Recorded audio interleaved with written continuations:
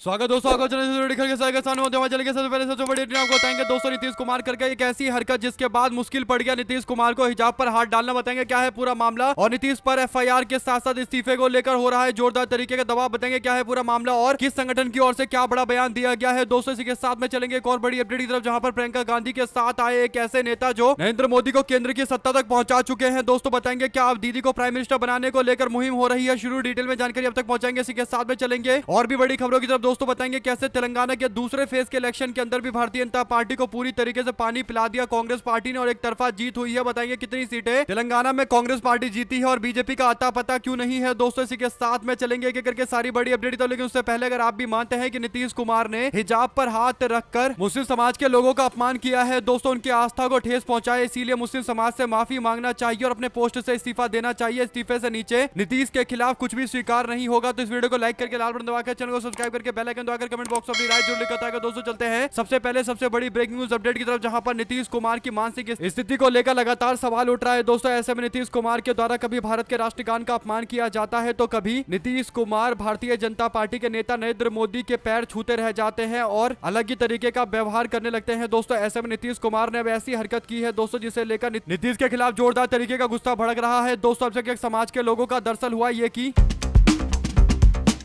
बीते दिन नीतीश कुमार मुख्यमंत्री 1283 आयुष डॉक्टरों यानी आयुर्वेद, होम्योपैथिक और यूनानी डॉक्टरों को नियुक्ति पत्र बांट रहे थे। दोस्तों इस कार्यक्रम में मुख्यमंत्री नीतीश कुमार के साथ साथ उप मुख्यमंत्री सम्राट चौधरी और एक और उप मुख्यमंत्री विजय कुमार सिन्हा मौजूद थे। बिहार सरकार के मंत्री विजय कुमार चौधरी और स्वास्थ्य मंत्री मंगल पांडे मौजूद थे। दोस्तों आपको बता दें कि नियुक्ति पत्र जब बांटा जा रहा था तभी नीतीश कुमार ने सारी लिमिट पार कर दी। दोस्तों एक मुस्लिम महिला डॉक्टर जो नियुक्ति पत्र लेने के लिए पहुंची यानी एग्जाम पास करके डॉक्टर बनी थी, दोस्तों जब नियुक्ति पत्र लेने के लिए पहुंची तो उस वक्त नीतीश कुमार ने सारी लिमिट पार करते हुए ऐसी हरकत की कि अब लोगों का जबरदस्त तरीके का गुस्सा देखने को मिल रहा है। नीतीश कुमार ने अपने हाथ से मुस्लिम महिला का हिजाब हटाने की कोशिश की दोस्तों, और जबरदस्ती हिजाब हटाने की कोशिश करते हुए नीतीश कुमार नजर आ रहे हैं, यानी हिजाब को पकड़कर खींच रहे थे। दोस्तों नीतीश कुमार और आसपास खड़े सारे मंत्री अचानक से इसे लेकर हरकत में आ गए। दोस्तों नीतीश कुमार का हाथ पकड़ने लगे। जैसे ही नीतीश कुमार का हाथ पकड़ा गया वैसे ही आसपास के सभी लोग वहां पर अलर्ट हो गए। कुल मिलाकर नीतीश कुमार जिस तरीके की हरकत करते नजर आए दोस्तों उनके मंत्री भी असहज महसूस कर रहे थे, लेकिन जैसे ही हिजाब के ऊपर हाथ डाला गया दोस्तों सोशल मीडिया से लेकर हर जगह पर मुस्लिम संगठनों के साथ साथ कांग्रेस पार्टी समेत सभी पार्टियों ने विरोध करना शुरू कर दिया। विपक्ष की पार्टियों ने नीतीश कुमार के खिलाफ मोर्चा खोला। दोस्तों सबसे पहले सोशल मीडिया के माध्यम से लोगों ने बीजेपी पर दबाव बनाना शुरू कर दिया। दोस्तों नीतीश कुमार के खिलाफ ट्रेंड चलाया जाना शुरू कर दिया गया। नीतीश कुमार माफी मांगो के नाम से सोशल मीडिया पर ट्रेंड चलने लगा दोस्तों, और साफ तौर पर कहा गया कि भारत के अंदर कोई भी संवैधानिक पोस्ट यानी कॉन्स्टिट्यूशनल पोस्ट इस बात की इजाजत नहीं देता कि किसी व्यक्ति के धार्मिक अधिकारों का हनन किया जाए, उसे चोट पहुंचाने की कोशिश की जाए। यानी हिजाब कोई एक कपड़ा नहीं है बल्कि मुस्लिम समाज के लोगों की आस्था का विषय है और सीधा इस्लाम धर्म से जुड़ा हुआ है। इसीलिए एक मुख्यमंत्री के द्वारा इस तरीके से हिजाब पर हाथ डालना साफ तौर पर लोगों की आस्था के खिलाफ है। दोस्तों अगर आप भी मानते हैं कि ये मुस्लिम समाज के लोगों की आस्था के ऊपर चोट पहुंचाया गया है नीतीश कुमार के द्वारा, और नीतीश कुमार और उनकी पार्टी के लोगों को तत्काल माफी मांगना चाहिए। हालांकि माफी से कोई काम नहीं चलेगा। नीतीश कुमार पर या तो एफआईआर दर्ज करवाई जाए या फिर नीतीश कुमार को अपने पोस्ट से इस्तीफा देना चाहिए। अगर आप भी मानते हैं कि एक नागरिक के अधिकारों का उल्लंघन किया गया है, उनके धार्मिक आस्था के साथ खिलवाड़ किया गया है और ऊपर से महिला के साथ इस तरीके का व्यवहार नीतीश कुमार का साफ तौर पर अमानवीय व्यवहार माना जाएगा। दोस्तों इसी बात को लेकर all India Muslim personal law board के मुस्लिम इकाई को लोग सोशल मीडिया के माध्यम से टैग करते हुए कह रहे हैं कि जल्द से जल्द नीतीश कुमार के ऊपर एफआईआर करवाई जाए। मुख्यमंत्री के पोस्ट पर हो या किसी भी पोस्ट पर हो, कोई भी इस तरीके से किसी धर्म के आस्था का अपना अपमान नहीं कर सकता। अगर आप भी मानते हैं कि नीतीश कुमार के खिलाफ एफआईआर दर्ज की जानी चाहिए, तत्काल एफआईआर होनी चाहिए, तो लिखकर जरूर बताएगा। दोस्तों इसके बाद अलग अलग संगठनों की ओर से प्रतिक्रिया आनी शुरू हो गई। कांग्रेस पार्टी के प्रवक्ता बोली कहा,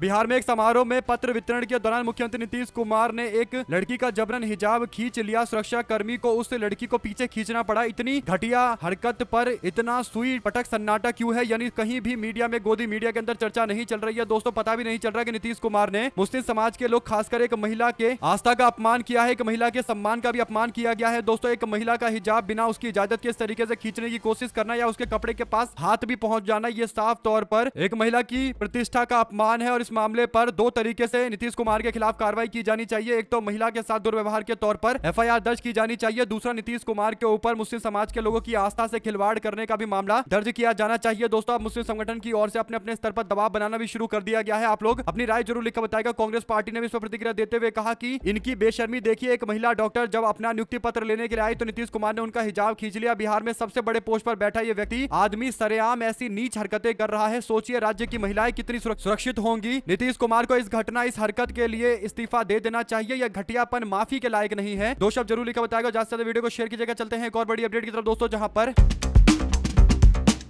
2014 में नरेंद्र मोदी को देश की सत्ता तक पहुंचाने में अगर किसका सबसे बड़ा योगदान रहा किसी का, तो उसमें एक व्यक्ति का नाम काफी ज्यादा सराहा जाता है दोस्तों, और वो है प्रशांत किशोर का। प्रशांत किशोर जानते हैं कि देश की राजनीति किस तरीके से चलती है, कैसे नैरेटिव बनाया जाता है और कैसे चुनाव के अंदर सारे छोटे माइक्रो मैनेजमेंट किए जाते हैं और चुनाव जितवाया जाता है। ऐसे में दोस्तों प्रशांत किशोर ने कांग्रेस पार्टी से 2022 में चर्चा की थी कि वो चाहते हैं कि कांग्रेस पार्टी एक रोड मैप पर चले, क्योंकि प्रशांत किशोर खुद दावा करते हैं कि उनकी विचारधारा कांग्रेस पार्टी के सबसे करीब विचारधारा है। यानी अगर देश में कोई पार्टी प्रशांत किशोर के मन मुताबिक चलती है तो वो कांग्रेस पार्टी चलती है। ऐसा प्रशांत किशोर ने बोलते हुए कांग्रेस पार्टी के साथ सहयोग करने का दावा किया था दोस्तों। हालांकि राहुल गांधी के साथ बातचीत तो हुई, लेकिन कुछ मामलों को लेकर असहमति थी, जिसके कारण मामला आगे नहीं बढ़ पाया। फिर प्रशांत किशोर ने बिहार के अंदर अपनी पार्टी लॉन्च कर डाली, जनसुराज पार्टी बनाई। लेकिन 2025 के बिहार विधानसभा चुनाव में मिली करारी हार के बाद अब उनको समझ में आ चुका है कि जो पुराने संगठन है उनको सपोर्ट करके सत्ता में लाना प्रशांत किशोर का एक स्ट्रेंथ है। खुद की पार्टी बनाकर तो वो सफल नहीं हो पाए, इसीलिए अब प्रियंका गांधी के साथ में प्रशांत किशोर की लगभग 2 घंटे बैठक चली है दोस्तों। जो सूत्रों के हवाले से जानकारी और अलग अलग मीडिया रिपोर्ट में छपी है उसके अनुसार जनसुराज पार्टी के सूत्रधार प्रशांत किशोर ने कांग्रेस पार्टी के नेता प्रियंका गांधी से सोनिया गांधी के निवास पर जाकर मुलाकात की है दोस्तों। राजनीतिक शिष्टाचार के तौर पर इस मुलाकात को देखा जा रहा है, लेकिन जब कोई व्यक्ति यानी एक चुनावी स्ट्रेटेजिस्ट और एक जब नेता आपस में मिलता है तो वो कोई ऐसे ही बातचीत वाला मामला नहीं होता। जरूर कुछ गहन डिस्कशन किए गए होंगे। 2 घंटे बैठक में जरूर ऐसी चर्चाएं की गई होगी जिसका दूर तक असर देखने को मिलेगा। ऐसे में दोस्तों प्रियंका गांधी के साथ हुई बातचीत के बाद कई तरीके की रिपोर्ट में बताया जा रहा है कि प्रशांत किशोर चाहते हैं कि उनकी पार्टी जनसुराज का कांग्रेस पार्टी में बिहार के अंदर विलय हो जाए और कांग्रेस पार्टी बिहार के अंदर अपनी अलग ताकत बनाकर मैदान में उतरे। हालांकि देखते हैं प्रियंका गांधी और राहुल गांधी इस बात की इजाजत देंगे या नहीं देंगे, लेकिन एक बात तय है कि बिहार के अंदर कांग्रेस पार्टी की स्थिति भी खराब है दोस्तों। पार्टी को एक ऐसा रणनीति चाहिए, एक ऐसी राजनीति चाहिए जिससे पार्टी अपना उभार कर सके, क्योंकि 6 विधायकों पर आकर सिमट गई दोस्तों, जो काफी ज्यादा बुरी स्थिति है। 2 शब्द जरूर लिखकर बताएगा। ज्यादा से ज्यादा वीडियो को शेयर कीजिएगा। चलते हैं एक और बड़ी अपडेट दोस्तों, जहां पर तेलंगाना के पंचायत चुनाव लगातार जारी हैं दोस्तों। पहले चरण के चुनाव में जहां पर एक और कांग्रेस पार्टी ने एक तरफा बाजी मारी थी, तो दूसरे चरण के चुनाव को लेकर भी अब अपडेट आ गई है, जानकारी सामने आ गई है। तेलंगाना में बीजेपी ने दूसरे फेज के इलेक्शन के अंदर भी कोशिश की कि वो उभर कर आएंगे, लेकिन दोस्तों यहां पर भी सारी की सारी सीटें लगभग कांग्रेस पार्टी के खाते में चली गई। तेलंगाना में भारतीय जनता पार्टी 457 सीटों पर निपट गई दोस्तों, जबकि कांग्रेस पार्टी को 4592 सीट मिली, यानी लगभग बीजेपी की तुलना में 90% ज्यादा सीटें मिली है दोस्तों। या यूं कहिए कि बीजेपी को मात्र 10% सीटें मिली है कांग्रेस के कंपेयर में। आप लोग इस पर जो भी प्रतिक्रिया देना चाहते हैं लिखकर जरूर बताएगा। ज्यादा से ज्यादा वीडियो को शेयर कीजिएगा। चलते हैं एक और बड़ी अपडेट की तरफ, जहां पर प्रयागराज के अंदर सैकड़ों की संख्या में छात्रों ने जोरदार तरीके का आंदोलन किया दोस्तों। हुआ ये कि उत्तर प्रदेश के प्रयागराज के अंदर यूपीपीएससी दफ्तर के सामने जोरदार प्रोटेस्ट किया गया। इस दौरान पुलिस से झड़प हो गई और कई छात्रों को घसीटते हुए पुलिस वाले लेकर चले गए दोस्तों। छात्रों की मांग है कि पीसीएस प्री 2024 और आरओ प्री 2023 के रिजल्ट की फाइनल आंसर की जारी की जानी चाहिए। पास और फेल छात्रों के नंबर सार्वजनिक किए जाने चाहिए। ट्रांसपेरेंसी की मांग को लेकर यह आंदोलन जारी है दोस्तों। लेकिन इंडिया में ट्रांसपेरेंसी पारदर्शिता की मांग करना अपने आप में एक अपराध माना जाता है, लेकिन इसके बावजूद आंदोलन किया गया दोस्तों, जिसके बाद इस तरीके का माहौल बना कि पुलिस वालों ने कई लोगों को घसीटते हुए हिरासत में लिया। राहुल गांधी 14 तारीख को एक रैली कर रहे थे दिल्ली के अंदर रामलीला मैदान में दोस्तों। 15 तारीख को ये जो यूपीपीएससी दफ्तर को घेरने का प्रदर्शन किया गया, इसमें अखिलेश यादव और समाजवादी पार्टी के लोगों ने पूरी तरीके से समर्थन किया। आप लोग अपनी राय जरूर लिखकर बताएगा। ज्यादा से ज्यादा वीडियो को शेयर कीजिएगा दोस्तों। चलते हैं एक और बड़ी अपडेट की तरफ, जहां पर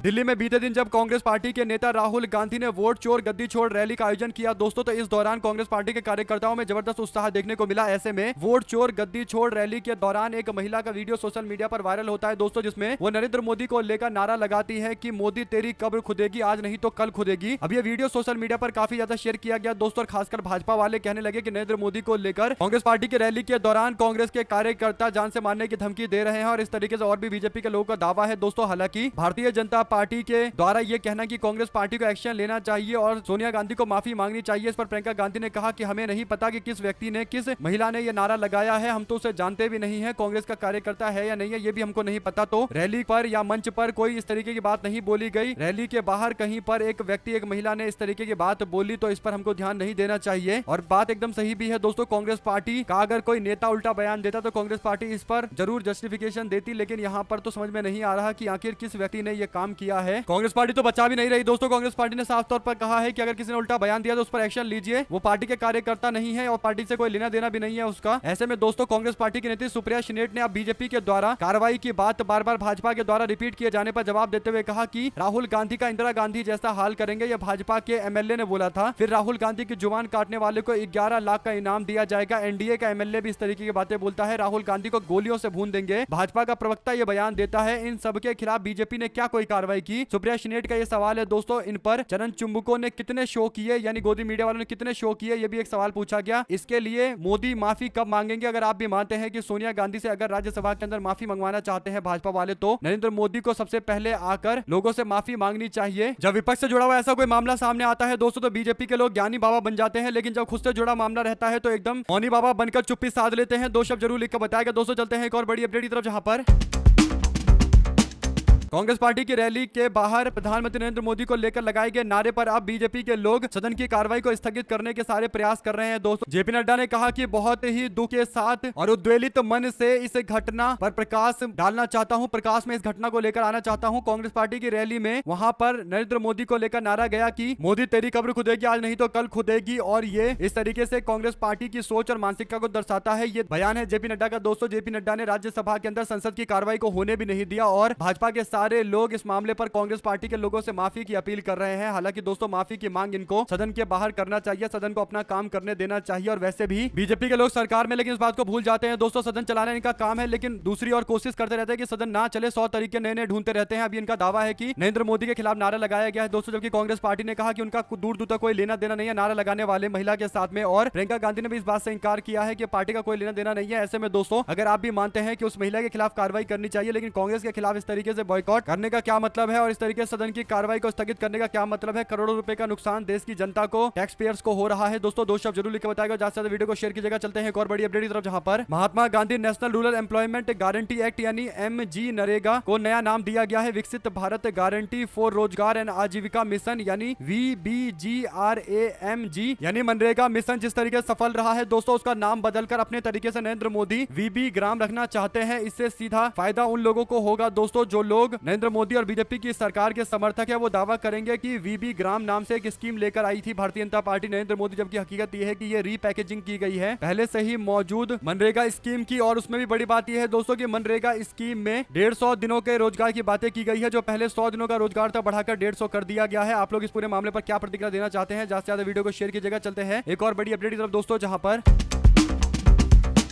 उत्तर प्रदेश के अंदर योगी आदित्यनाथ को कंट्रोल में रखने के लिए पंकज चौधरी का नाम आगे किया मोदी और शाह ने दोस्तों। ऐसे में अब पंकज चौधरी को लेकर जो खबरें चलानी शुरू कर दी गई है दोस्तों, उसे लेकर वरिष्ठ पत्रकार ने उनको बताया है कि कैसे भारतीय जनता पार्टी के नेता योगी आदित्यनाथ का जो मीडिया विभाग है उससे बच के रहना है। दरअसल दोस्तों अभिषेक उपाध्याय कहते हैं कि चौधरी साहब यानी पंकज चौधरी जी, कल आपने प्रदेश अध्यक्ष के पोस्ट पर शपथ लिया, योगी आदित्यनाथ के क्या पैर छुए थे? आज वही तस्वीर हर अखबार की हेडलाइंस में डाल दिया गया है। आप दिल्ली से नए नए लखनऊ आए हैं, शायद आपको यह पता नहीं होगा कि यहाँ के मृत्युंजयी सूचना तंत्र से उतना आप लोग वाकिफ नहीं होंगे। यानी सूचना तंत्र जो है, इंफॉर्मेशन जो डिपार्टमेंट है, वो पूरी तरीके से योगी आदित्यनाथ की ब्रांडिंग करता है दोस्तों। पीआर एक तरीके से करता है और उन्हीं के द्वारा तय किया जाता है कि कहां पर सरकार को लेकर क्या बातें की जाएगी। और ऐसे में दोस्तों लखनऊ के कई सारे नेता हैं जो सूचना विभाग की इन कार्रवाई से काफी नाराज रहते हैं। ऐसे में अभिषेक उपाध्याय कहते हैं कि जितना लखनऊ के नेता है वो सूचना विभाग के इस तरीके की हरकतों को लेकर, सूचना तंत्र के हरकतों को लेकर परेशान रहते हैं। आप जहां अपने भाषण में कार्यकर्ताओं के लिए लड़ने और स्टैंड लेने की बातें कर रहे थे, आज सूचना तंत्र ने आपके चरण छूने की खबर को सबसे प्राथमिकता दे दी। अब उत्तर प्रदेश भर के अंदर इसी तस्वीर की चर्चा चल रही है। बहुत जल्द ही अगली खबर लिखी जाएगी जिसमें सरकार के चरणों में संगठन इस तरीके से दिखाने का प्रयास किया जाएगा। आपके पहले वाले ने तमाम कठिनाई झेल कर भी संगठन की स्वायत्ता और गरिमा को बनाए रखा। आप पहले ही दांव में मार खा चुके हैं। राष्ट्र कवि रामधारी सिंह दिनकर लिख गए हैं कि सहनशीलता क्षमा दया को तभी पूजता जग है, बल का दर्प चमकता उसके पीछे जब जगमग है। यानी जब किसी व्यक्ति के पास पावर होती है तभी उसका सम्मान होता है। राष्ट्र कवि दिनकर की बातें बताकर कहीं ना कहीं पंकज चौधरी को बताया जा रहा है कि कैसे योगी आदित्यनाथ के लिए जो काम करने वाला सूचना विभाग है वो पूरी तरीके से पंकज चौधरी को कमतर करके दिखाने की कोशिश की जा रही है और कहीं ना कहीं बताने का प्रयास किया जा रहा है कि संगठन सरकार के आगे झुक चुका है। अध्यक्ष बनते ही पंकज चौधरी ने योगी आदित्यनाथ के पैर छुए, इस तरीके की खबरें लगभग सभी अखबारों में है दोस्तों, चाहे TV9 हो या फिर अमर उजाला हो, दोनों जगह ये देखने को खबर मिल रही है। ऐसे ही हर जगह खबरें पोस्ट करवाई जा रही है। ज्यादा से ज्यादा वीडियो को शेयर कीजिएगा। चलते हैं एक और बड़ी अपडेट की तरफ, जहां पर बिहार के अंदर महिलाओं को 10-10 हजार रुपए देकर उनसे वोट लिया गया दोस्तों। बीच चुनाव में भी 10,000 आते रहे और यहाँ तक कि पुरुषों के अकाउंट में भी 10,000 रुपए आए। उस वक्त तो जमकर पैसे दिए जाते क्योंकि चुनाव जीतना है, लेकिन अब पुरुषों को नोटिस जारी करने की तैयारी चल रही है दोस्तों। जिन पुरुषों के घर पर गलत तरीके से पैसे पहुंच गए, यानी पुरुषों के अकाउंट पर पैसे पहुंच गए, उनसे वसूली को लेकर भी आदेश जारी किया गया है। बिहार में 10,000 रुपए महिलाओं को मिले, अब वापसी लेने के नोटिस आ रहे हैं। जले विधानसभा की महिला वोट वापस मांग रही है। क्या 10,000 में वोट बेचा गया? क्या बिहार सरकार ने वोट खरीदा था? अगर नहीं तो पैसा वापस भी करने पड़ेंगे, क्योंकि नोटिस जारी उनको ही होता है जिस फर्ज तरीका से योजना का फायदा उठाया गया है। अगर वोट 10,000 के बल पर दिए हैं तो बिहार सरकार ने वोट खरीदे हैं और पैसे से कोई लेन देन का कोई हक नहीं है। यानी अगर 10,000 रुपए महिलाओं को दिया गया है तो उसके एवज में महिलाओं की ओर से बीजेपी को वोट भी दिया गया, एनडीए गठबंधन को, तो अब 10,000 रुपए वापस मांगने का कोई औचित्य नहीं है, क्योंकि 10,000 में 5 साल लूटने का लाइसेंस भी दिया गया है। इस तरीके से तंज कसते हुए सोशल मीडिया पर लोगों ने कहा कि कुल 243 विधायक है जिन पर केस है, ऐसे 130 विधायक है जिन पर गंभीर आरोप है, ऐसे 102 विधायक है। तो पहले से ही विधायकों के ऊपर भी एक से एक मुकदमे दर्ज है और 10,000 रुपए लेकर ही तो लोगों ने ऐसे लोगों को जितवाया होगा। अब दोस्तों 10,000 रुपए जो वापस मांगने की चर्चा चल रही है काफी गंभीर है। जो भी जानकारी से जुड़ी आती रहेगी आप लगातार अपडेट पहुंचाते रहेंगे। चलते हैं एक और बड़ी खबर की तरफ दोस्तों, जहां पर फुटबॉल के सुपरस्टार मेसी के कोलकाता दौरे के दौरान मची अव्यवस्था को लेकर सियासी घमासान तेज हो गया है। असम के मुख्यमंत्री हेमंत बिस्वा शर्मा ने पश्चिम बंगाल सरकार पर कड़ा हमला करते हुए कहा कि राज्य में कानून व्यवस्था की पूरी तरीके से स्थिति खराब हो चुकी है, नाकामी हो चुका है कानून व्यवस्था का। उन्होंने इस पूरे मामले के लिए पश्चिम बंगाल में वीआईपी संस्कृति को जिम्मेदार बताया। उन्होंने कहा कि मेसी पूरी दुनिया के लिए आदर्श है, ममता बनर्जी को इस पर सोचना चाहिए। बंगाल में हर दिन निर्दोष लोगों पर अत्याचार हो रहा है, ये बेहद चिंताजनक है। हेमंत बिस्वा शर्मा ने मुख्यमंत्री ममता बनर्जी की गिरफ्तारी की मांग की है। दोस्तों आपको बता दें कि भारतीय जनता पार्टी के असम के मुख्यमंत्री हेमंत बिस्वा शर्मा देश भर के सारे मामले पर कोई ना कोई बयान देते रहते हैं दोस्तों, और अब विपक्ष पर भी निशाना साधने के लिए अलग से टाइम निकाल रहे हैं। तो पता चलता है कि भारतीय जनता पार्टी के नेता कितने फ्री हैं दोस्तों। अब तो 26 में चुनाव भी होने वाले और जुबिन गर्ग वाले मामले को लेकर पहले से ही सवालों के घेरे में है। अगर आप भी मानते हैं कि अपनी छवि चमकाने के लिए इस तरीके की हरकतें कर रहे हैं जो ज्यादा दिन चलेगा नहीं, तो अपनी राय जरूर लिखा जाएगा। ज्यादा से ज्यादा वीडियो को शेयर कीजिएगा। चलते हैं एक और बड़ी अपडेट की तरफ दोस्तों, जहां पर हरियाणा के मुख्यमंत्री के पोस्ट से हटाए गए मनोहर लाल खट्टर। तो चर्चा ये चल रही थी कि भारतीय जनता पार्टी का इनको राष्ट्रीय अध्यक्ष बनाया जा सकता है। यही बड़ा कारण था दोस्तों कि मनोहर लाल खट्टर को मुख्यमंत्री के पोस्ट से हटाया गया। इसके बाद दोस्तों मनोहर लाल खट्टर के करीबी डीजीपी शत्रुजीत कपूर के खिलाफ कोई एक्शन नहीं हो रहा था, जबकि जोरदार तरीके से दबाव बन रहा था दोस्तों। इसके बाद हरियाणा के मुख्यमंत्री भी सोच रहे थे कि शायद कोई बड़ा पोस्ट इनको मिल जाए, यानी भारतीय जनता पार्टी का राष्ट्रीय अध्यक्ष बन जाए, तो फिर सैनी की मुश्किलें बढ़ सकती है, क्योंकि सैनी से ऊपर पावरफुल व्यक्ति हो सकते हैं मनोहर लाल खट्टर। शायद यही बड़ा कारण था कि सैनी के द्वारा खट्टर के करीबी डीजीपी को नहीं हटाया गया था दोस्तों। और काफी ज्यादा जब दबाव बना तो अब जाकर आखिरकार एक बड़ा कदम उठाया गया दोस्तों। और हरियाणा के मुख्यमंत्री के पोस्ट से हटने के बाद मनोहर लाल खट्टर को अब राष्ट्रीय अध्यक्ष नहीं बनाया गया, तो नितिन नवीन के नाम की घोषणा के साथ ही मुख्यमंत्री नायब सिंह सैनी ने चक्रव्यूह तोड़ते हुए खट्टर साहब के नजदीकी शत्रुजीत कपूर को डीजीपी के पोस्ट से हटा दिया है। यानी इसी का इंतजार कर रहे थे कि शायद भारतीय जनता पार्टी का अध्यक्ष ना बना दे। अब जब नहीं बने तो फिर एक्शन ले सकते हैं। साथ साथ चलते हैं एक और बड़ी अपडेट की तरफ, जहां पर सुप्रीम कोर्ट ने मंदिरों में पैसे लेकर अमीर लोगों को स्पेशल पूजा कराने की प्रथा को लेकर कड़ी टिप्पणी जताई है दोस्तों। कड़ी टिप्पणी की है। दरअसल चीफ जस्टिस ऑफ इंडिया कहते हैं कि भगवान को भी आप लोग चैन से सोने नहीं देते हो। बांके बिहारी मंदिर के दर्शन की टाइमिंग बढ़ाए जाने को लेकर विरोध किया गया है, क्योंकि वीआईपी लोगों के लिए खोलने की तैयारी चल रही थी। यानी वीआईपी लोग जो वीवीआईपी आरती वारती करना चाहते हैं उन्हीं लोगों के लिए सुगम बनाने के लिए फैसला लिया गया दोस्तों। ऐसे में सुप्रीम कोर्ट के द्वारा जो दखल दिया गया है, कहीं ना कहीं सुप्रीम कोर्ट ने बता दिया है कि कोर्ट इस तरीके के किसी भी लालच वाले फैसले का समर्थन नहीं करेगा। अगर आप भी मानते हैं कि एकदम सही बात है तो अपनी राय जरूर लिखकर बताएगा दोस्तों। चीफ जस्टिस कहते हैं कि आप लोग भगवान तक को सोने नहीं दोगे, चैन से सोने नहीं दोगे केवल पैसों के लिए। अगर आप भी मानते हैं दोस्तों कि मंदिरों के अंदर जो वीवीआईपी पास दिया जाता है दर्शन कराने के लिए, इस पर पूरी तरीके से रोक लगना चाहिए, तो अपनी राय जरूर लेकर बताएगा। ज्यादा से ज्यादा वीडियो को शेयर कीजिएगा। चलते हैं एक और बड़ी अपडेट की तरफ, जहां पर जर्मनी निकल लिए राहुल गांधी दोस्तों। आज जर्मनी में राहुल गांधी भारतीय समुदाय के लोगों से मुलाकात करेंगे। नेता प्रतिपक्ष राहुल गांधी 6 महीने में 5वीं बार विदेश के दौरे पर जा रहे हैं। राहुल गांधी ने कहा था कि वे हर तरीके के भारतीयों से मुलाकात करेंगे, और बीजेपी के लोगों का दावा है कि राहुल गांधी जो लीडर ऑपोजिशन है अब वो लीडर ऑफ पर्यटन बन चुके हैं, यानी बाहर घूमना ही उनको पसंद है। हालांकि दोस्तों बीजेपी के लोग उनकी की आलोचना जरूर कर रहे हैं, लेकिन सबको पता है कि भारतीय जनता पार्टी के लोगों को पता है कि अगर राहुल गांधी की आलोचना नहीं करेंगे और राहुल गांधी विदेश में रहते इस तरीके की बातें नहीं करेंगे तो नरेंद्र मोदी जो बार बार विदेश के चक्कर लगाते हैं दोस्तों, ऐसा लगता है कि केवल पार्ट टाइम इंडिया आ रहे हैं, फुल टाइम विदेश में ही रहते हैं, तो उनको कैसे डिफेंड किया जाएगा। इसीलिए राहुल गांधी के ऊपर भी आरोप लगाया जा रहा है, उनको लीडर ऑफ पर्यटन बताया जा रहा है, जबकि राहुल गांधी के जाने से पहले ही नरेंद्र मोदी विदेश के दौरे पर निकल गए, जहां पर 3 देश में नरेंद्र मोदी के कार्यक्रम होंगे दोस्तों। और 19 तारीख को संसद के सत्र का आखिरी दिन है, इसके बावजूद नरेंद्र मोदी विदेश यात्रा पर जा रहे हैं। आप लोग अपनी राय जरूर लिखकर बताएगा दोस्तों। चलते हैं एक और बड़ी अपडेट की तरफ, जहां पर समाजवादी पार्टी के प्रवक्ता अमीक जामेई का सनसनीखेज आरोप, धनंजय सिंह अगर ब्राह्मण या मुस्लिम होते तो उत्तर प्रदेश सरकार मिट्टी में मिला चुकी होती, अगर मामला सजातीय है तभी वो बच रहे हैं। धनंजय सिंह आरोप लगा रहे हैं कि क्षत्रिय होने के नाते अखिलेश यादव उन्हें टारगेट कर रहे हैं। यदि दोनों ओर से क्षत्रिय इश्यू बन रहा हुआ है तो इस दौर में योगी आदित्यनाथ और क्षत्रिय राजनीति एक दूसरे के पर्याय होते जा रहे हैं। राजनीतिक जमीन की ये चिंगारी अब जंगल की आग की तरह दावा नल में तब्दील होती जा रही है। आप लोग इस पूरे मामले पर क्या कहना चाहते हैं, अपनी राय जरूर लिखकर बताएगा दोस्तों। ज्यादा से ज्यादा वीडियो को शेयर कीजिएगा ताकि पल पल की पूरी अपडेट आप लोग तो लगातार आगे भी इस तरीके से पहुंचती रहे। देख रहे थे आप लोगों का अपना चैनल जय हिंद जय भारत। बहुत बहुत धन्यवाद सभी दोस्तों, भाइयों, बहनों, मित्रों का जुड़े रहने के लिए। जय हिंद जय भारत।